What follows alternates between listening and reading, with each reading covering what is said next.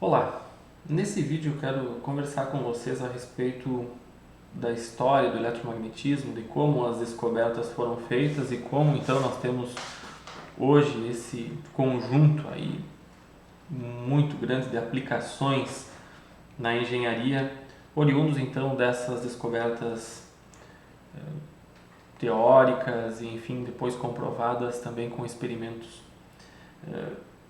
A pergunta que todo aluno de engenharia elétrica, engenharia de telecomunicações, engenharia de computação ou controle de automação, enfim, qualquer engenharia que trabalhe com eletricidade, com magnetismo faz é por que estudar eletromagnetismo? Na verdade, eletromagnetismo é o estudo de dois assuntos, eletricidade e magnetismo, assuntos que estão juntos, estão interconectados quando o campo elétrico e o campo magnético são variantes no tempo. E por mais que se tenha ao longo do tempo tentado enxugar os currículos de engenharia com relação às disciplinas de eletromagnetismo, eu acredito que deveria ser inclusive o contrário, porque fortalecendo-se a base, fortalecendo-se o, aquilo que tem de mais fundamental, é possível propor soluções na engenharia de tal forma a então contornar diversos problemas, né? E esses problemas muitas vezes não conseguem ser solucionados justamente pela falta de base. Outra pergunta que temos que responder é: o estudo de eletromagnetismo é algo antigo? É sim, na verdade o uso ou a tentativa de entender eletricidade e magnetismo é algo que tem milhares de anos já.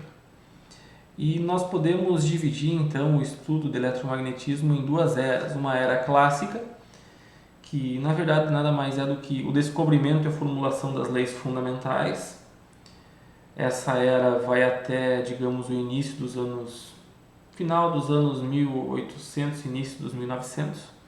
E a partir daí nós temos então a era moderna, onde nós temos o desenvolvimento das aplicações de eletromagnetismo.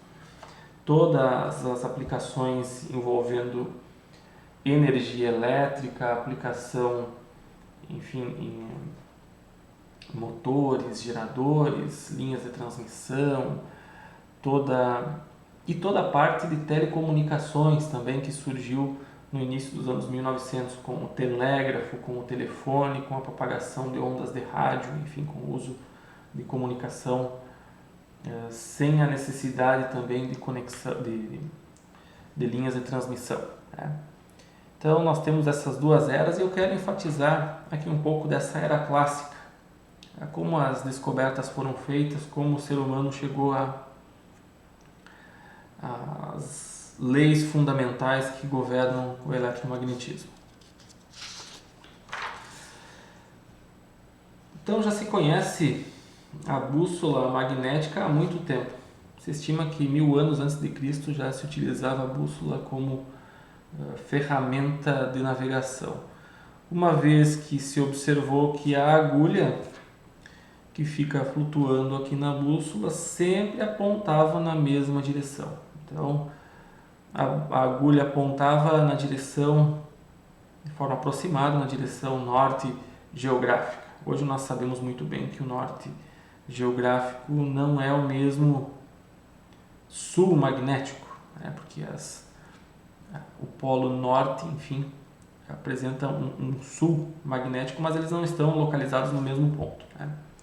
Enfim, a bússola magnética já era muito utilizada e mesmo sem se conhecer exatamente os mecanismos de como a Terra produzia esse ímã gigante, né?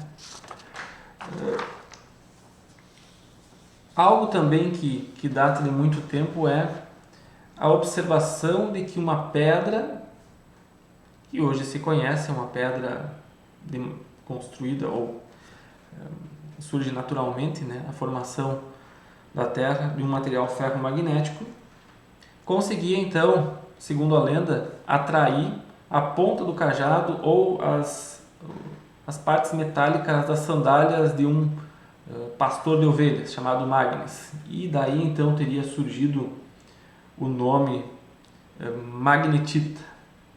Então, o nome magnético supõe-se que tenha surgido então dessa origem, né? Na Grécia Antiga, um pastor de ovelhas que observou que algumas pedrinhas tinham o que hoje se conhece como magnetismo residual e que era capaz de atrair metais.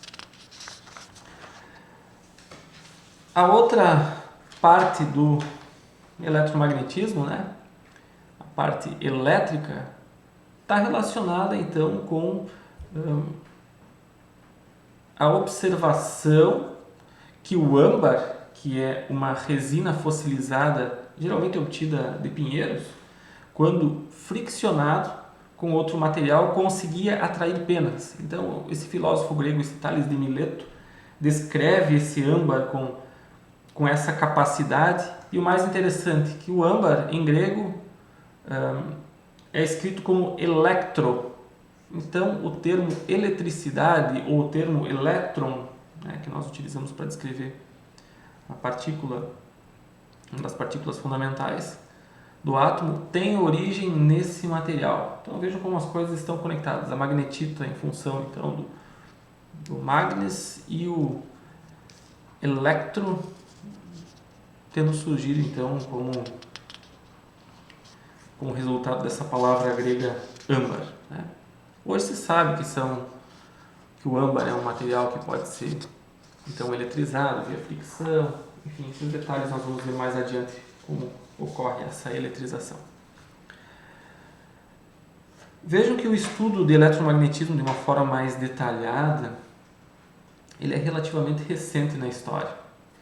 Em 1671, o Isaac Newton, que foi também um dos grandes desenvolvedores da ferramenta de cálculo que nós conhecemos hoje, o cálculo diferencial, que também desenvolveu a mecânica ou descreveu de certa maneira a mecânica, o movimento dos objetos no espaço, as órbitas, né, a gravitação universal. Foi esse Isaac Newton que demonstrou que a luz do Sol, que é uma luz branca, é a soma de todas as cores. Então ele conseguiu, a partir do uso de um prisma, ele conseguiu decompor a luz branca em um conjunto de luzes de cores que vão do vermelho até o violeta. Hoje nós sabemos muito bem que a luz é uma onda eletromagnética, que ela se comporta como uma onda eletromagnética e que as cores estão relacionadas com as frequências dessa onda. Então, lá em 1671, Isaac Newton já havia demonstrado isso. Inclusive, Isaac Newton foi o desenvolvedor do telescópio refletor, contornando justamente os problemas relacionados à passagem da luz pelo vidro. A refração causava uma aberração óptica que o Newton conseguiu resolver então com os espelhos refletores utilizados até hoje, então os telescópios chamados newtonianos. Continuando então, em 1752 o Benjamin Franklin inventa o para-raios, nessa tentativa de entender e dominar a natureza lá na metade do ano 1700, em torno disso, o Benjamin Franklin, que também esteve muito envolvido com a história dos Estados Unidos, né, inventou o para-raios, enfim, é considerado como uma pessoa que conseguiu, a partir de uma pipa e de um condutor, fazer com que um raio então, fosse conduzido até o Sol. Em 1785, aí começa então um estudo mais detalhado, um estudo já teórico, pode-se dizer assim, que foi feito pelo Charles Augustin de Coulomb. Na verdade, Coulomb é até hoje a unidade de carga elétrica do sistema internacional. E ele demonstra que a força entre as cargas é proporcional ao inverso do quadrado da distância entre elas. Vejam que interessante, a lei de Coulomb ela é válida até hoje e mostra então a força de atração e repulsão entre as cargas, e ela tem um formato muito parecido, como nós vamos ver mais adiante, com a própria lei de gravitação universal. Se vocês olharem para a forma da lei de Coulomb e a forma da lei de Newton de gravitação, vocês vão ver que o formato é muito parecido. Ao invés do produto das massas, aqui tem o produto das cargas, inversamente proporcional ao quadrado da distância, da mesma maneira. Então, interessante como Coulomb chegou a essa conclusão a partir de experimentos. Os experimentos nessa época eram muito difíceis de serem realizados porque não existia eletricidade. Então, o que permitiu um uso maior da eletricidade, pelo menos para experimentos, foi a invenção do Alessandro Volta, um italiano que em 1800 desenvolveu a primeira bateria elétrica, ou aquilo que se conhece como pilha, né? Na verdade, uma pilha porque são vários materiais diferentes empilhados, produzindo nos seus terminais uma certa diferença de potencial constante. Então, a partir daí foi possível se chegar a experimentos em eletricidade de uma maneira mais coerente. Só retornando aqui, vejam o quanto é interessante a história, porque Isaac Newton, inglês, Benjamin Franklin, norte-americano, Charles Coulomb, francês, Alessandro Volta, italiano. Então, pessoas de diferentes regiões do mundo desenvolvendo seus trabalhos na área da eletricidade e magnetismo. E aqui surge uma pessoa muito importante, que é o Hans Christian Ørsted. Ele era dinamarquês e em 1820 ele demonstrou a primeira interconexão entre eletricidade e magnetismo. Até então, essas duas áreas eram estudadas de maneira separada. E o que ele verificou foi algo extremamente simples, mas inovador, que foi a verificação de que a corrente elétrica passando por um fio condutor era capaz de mudar a orientação da agulha da bússola. Então, uma bússola em repouso, na ausência de corrente elétrica ou campo magnético externo, tende a se orientar com o norte e sul geográficos da Terra. E o Ørsted observou nos experimentos dele que a corrente passando por um fio mudava essa orientação. E o mais interessante foi que a agulha não apontava na direção do fio, mas sim perpendicularmente ao fio. Então essa é uma das características principais do campo magnético, é que ele é perpendicular às correntes que passam em condutores próximos. Então, essa foi a descoberta do Ørsted. Na França, o André-Marie Ampère, que dá então hoje a medida de corrente, né, o ampère, descobriu em 1820 que forças surgem entre condutores conduzindo correntes elétricas. E ele observou que condutores conduzindo correntes elétricas nos mesmos sentidos tendem a se atrair e condutores conduzindo correntes elétricas em sentidos opostos tendem a se repelir. Então, uma observação bem interessante e que, de certa forma, pode-se dizer que a natureza atua a nosso favor, porque em muitas situações nós temos condutores conduzindo corrente no mesmo sentido, principalmente em bobinas. E a força de atração faz com que esses condutores não se espalhem. Esses condutores então tendem a ficar próximos uns dos outros. Essa força de atração é tanto maior quanto maior a proximidade e quanto maior forem as correntes. Da mesma forma, a força de repulsão, caso as correntes sejam em sentidos contrários. Logo a seguir, em 1820, dois físicos, duas pessoas descobriram então o quanto o campo magnético é afetado a uma certa distância de um fio condutor. Qual o valor dessa intensidade de campo? Essas pessoas foram o Jean-Baptiste Biot e o Félix Savart, que dão o nome então à Lei de Biot-Savart aplicada a campos magnéticos e que relaciona então a corrente de um condutor com o campo magnético produzido a uma certa distância. Essa lei também verificada experimentalmente, que nós vamos ver com calma lá em Eletromagnetismo 2. Mais ou menos pela mesma época, em 1827, na Alemanha, George Simon Ohm formula a lei que relaciona o potencial elétrico com a corrente elétrica e a resistência elétrica. Então, a chamada lei de Ohm surge a partir dos experimentos do George Simon Ohm na Alemanha.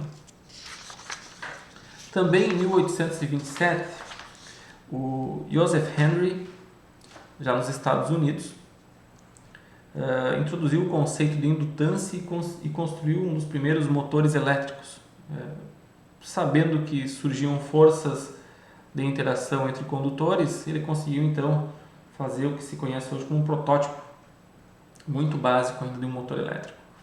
E ele também ajudou Samuel Morse no desenvolvimento do telégrafo.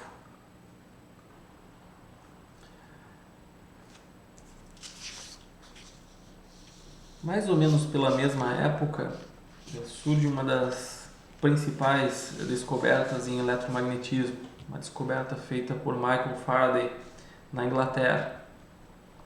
Em 1831, ele descobre que um campo magnético variável no tempo é capaz de induzir uma tensão, aquilo que nós chamamos de força eletromotriz induzida. E essa então é a comprovação experimental de que magnetismo e eletricidade estão relacionados.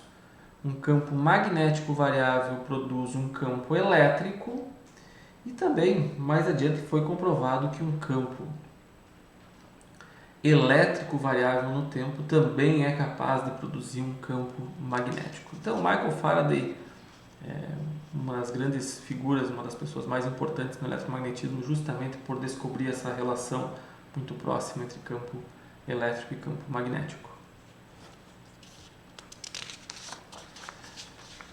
Também por essa época, pouco mais adiante, em 1835, o Johann Carl Friedrich Gauss ele formula a lei, ou formula o equacionamento que relaciona o fluxo de uma grandeza vetorial com a fonte desse campo vetorial. E essa formulação fecha perfeitamente com eletrostática.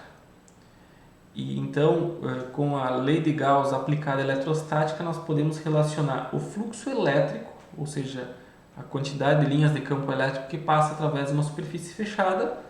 Isso é igual à carga elétrica contida no interior dessa superfície.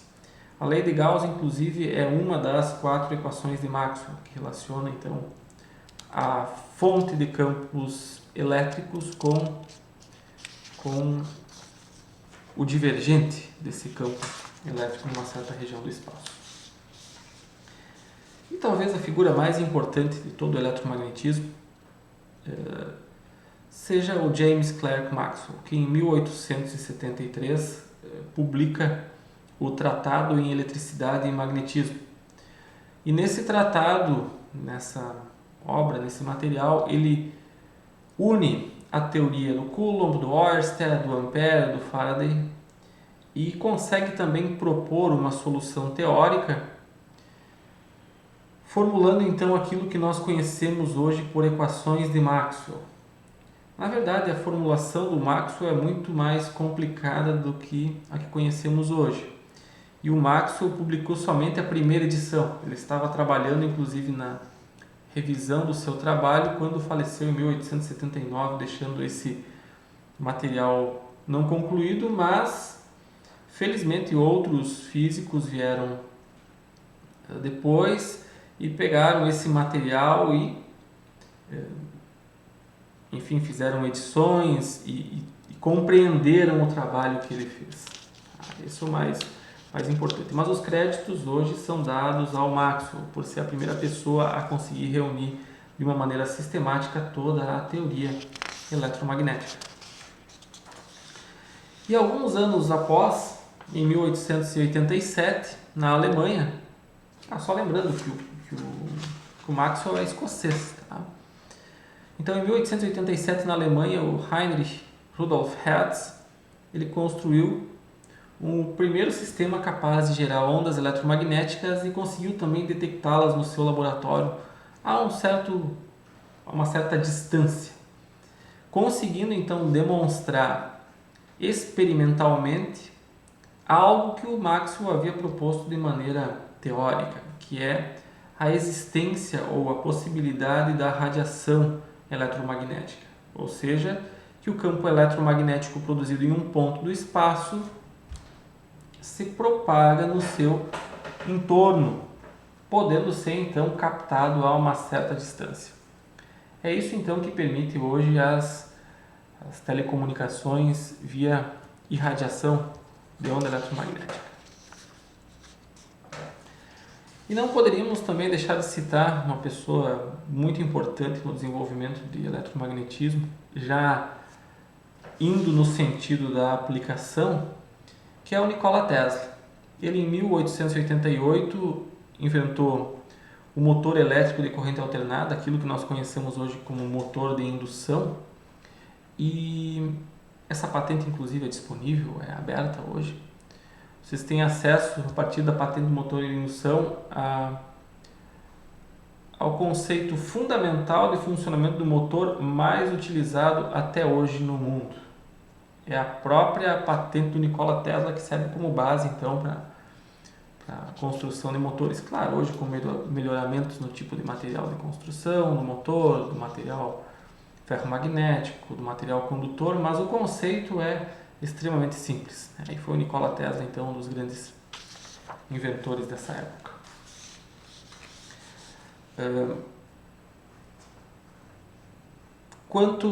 Então, já migrando mais para a era moderna, enfim, e com base nas equações de Maxwell, foi desenvolvido por Albert Einstein toda a teoria da relatividade restrita e relatividade geral. Então ele enxergou incongruências na comparação das equações de Maxwell com a mecânica de Newton, e a partir daí então ele verificou que alguma coisa precisaria mudar. E ele então propôs alterações nos conceitos de espaço e tempo de tal forma a atender de maneira plena às equações de Maxwell e conseguiu com isso mudar de certa forma a mecânica newtoniana, tornando-a mais completa. Ou seja, a mecânica de Newton é um caso particular da teoria da relatividade do Einstein. E ele, em 1905, então, ganhou um prêmio Nobel não por contribuições na área de teoria da relatividade ou na análise das equações de Maxwell, mas sim por verificar o efeito fotoelétrico, que também já tinha sido verificado anteriormente pelo Hertz. Então, Einstein também foi uma das grandes figuras que contribuiu na área do eletromagnetismo e que mudou a forma de vermos o mundo. Outra pessoa que foi muito importante no estudo de eletromagnetismo e que tornou a nossa vida muito mais simples foi o Oliver Heaviside. Ele, como um grande estudioso, ele verificou que as equações de Maxwell estavam muito complicadas e ele conseguiu simplificar as equações de Maxwell, que consideravam 20 equações e 20 variáveis, conseguiu simplificar pelo menos 12 dessas equações, escrevendo-as em função de 4 equações e somente 4 variáveis, que são a densidade de fluxo magnético, a intensidade de campo elétrico, a densidade de corrente elétrica e o ρ, que é a densidade de cargas numa certa região do espaço. E foi o Heaviside o grande responsável por descrever aquele conjunto de equações de Maxwell em um conjunto mais restrito. Ele foi um dos inventores também da notação que nós conhecemos hoje em cálculo vetorial, a notação usando o operador nabla, e esse então é o conjunto de equações de Maxwell, escrita na forma diferencial. São 4 equações que nesse formato descrevem como o campo elétrico e o campo magnético são descritos em função dos seus divergentes e dos seus rotacionais. Então a primeira equação relaciona a produção de linhas de campo elétrico com a densidade volumétrica de cargas numa certa região do espaço. A segunda equação relaciona ou diz que a densidade de fluxo magnético ou campo magnético é um campo vetorial que não tem divergente. Então nós não temos fonte de linhas de campo magnético, elas não crescem a partir de um certo ponto. Não é possível separar um norte de um sul. A terceira equação relaciona a produção do campo elétrico ou rotacional do campo elétrico com a variação no tempo da densidade de fluxo magnético, que é o que nós conhecemos como lei de Faraday. E a quarta equação relaciona então a variação, tanto a variação da densidade de fluxo elétrico quanto a densidade de corrente como sendo produtoras ou geradoras de campo magnético numa certa região do espaço. Essa última conhecida como lei de Ampère-Maxwell. Então temos a primeira equação, que é a lei de Gauss. A segunda equação afirma que não existe fonte de linhas de campo magnético. A terceira equação é a lei de Faraday e a quarta equação é a lei de Ampère-Maxwell. Então, meu objetivo ao longo do eletromagnetismo 1 é entendermos essa primeira equação aqui e dando um significado para essa segunda equação quando a variação ao longo do tempo for zero. Então, nós temos um caso muito simples, um campo cujo divergente é diferente de zero, onde tem cargas distribuídas, um campo cujo rotacional é igual a zero, desde que o campo magnético não seja variante no tempo. Ao longo, então, do eletromagnetismo 1, nós veremos basicamente essas duas equações aqui. Em eletromagnetismo 2, nós veremos essas outras duas, com a adição dos termos variantes no tempo e as consequências que isso tem. Então é isso. Começamos